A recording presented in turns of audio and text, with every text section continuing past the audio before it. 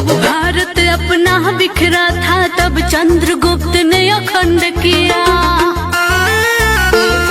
फिर अपनी कलम के दम पे उसे भीमराव ने बुलंद किया। जब भारत अपना बिखरा था तब चंद्रगुप्त ने अखंड किया, फिर अपनी कलम के दम पे उसे भीमराव ने बुलंद किया। उस देश के कुर्सी पे अब तो ऐसा ठग है बैठा, उस देश के कुर्सी पे अब तो ऐसा ठग है बैठा, जो देश को ऐसे बेच रहा कि नाम पड़ा विक्रेता। वो चाय बेचते बेचते अब बन गया देश विक्रेता। आया देश विक्रेता, देखो आया देश विक्रेता, आया देश विक्रेता, देखो आया देश विक्रेता।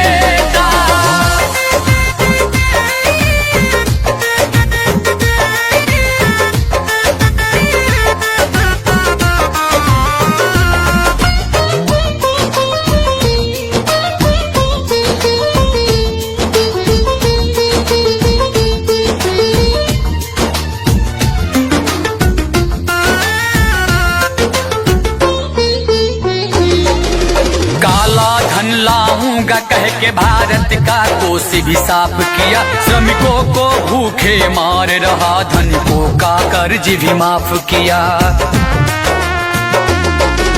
काला धन लाऊंगा कह के भारत का कोष भी साफ किया, श्रमिकों को भूखे मार रहा, धनिकों का कर्ज भी माफ किया, धनिकों का कर्ज भी माफ किया, धनिकों का कर्ज भी माफ किया। लाखों का सूट पहन के भी खुद को फकीर है कहता, जो देश को ऐसे बेच रहा कि नाम पड़ा विक्रेता। वो चाय बेचते बेचते अब बन गया देश विक्रेता। आया देश विक्रेता, देखो आया देश विक्रेता, आया देश विक्रेता, देखो आया देश विक्रेता।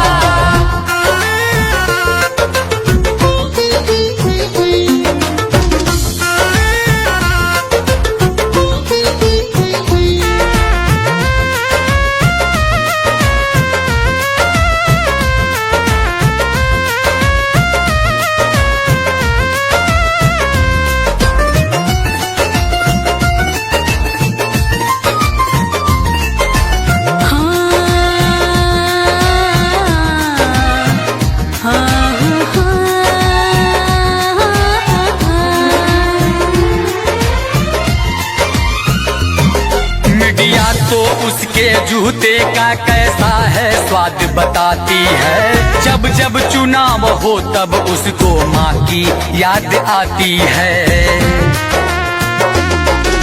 मीडिया तो उसके जूते का कैसा है स्वाद बताती है, जब जब चुनाव हो तब उसको माँ की याद आती है, माँ की याद आती है, माँ की याद आती है।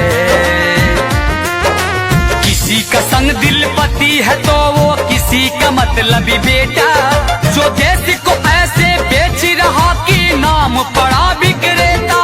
वो चाय बेचते बेचते अब बन गया देश विक्रेता। आया देश विक्रेता, देखो आया देश विक्रेता, आया देश विक्रेता, देखो आया देश विक्रेता। जब भारत अपना बिखरा था तब चंद्रगुप्त ने अखंड किया, फिर अपनी कलम के दम पे उसे भीमराव ने बुलंद किया। उस देश के कुर्सी पे अब तो ऐसा ठग है बैठा, उस देश के कुर्सी पे अब तो ऐसा ठग है बैठा, जो देश को ऐसे बेच रहा कि नाम पड़ा विक्रेता। वो चाय बेचते बेचते अब बन गया देश विक्रेता। आया देश विक्रेता, देखो आया देश विक्रेता, आया देश विक्रेता, देखो आया देश विक्रेता।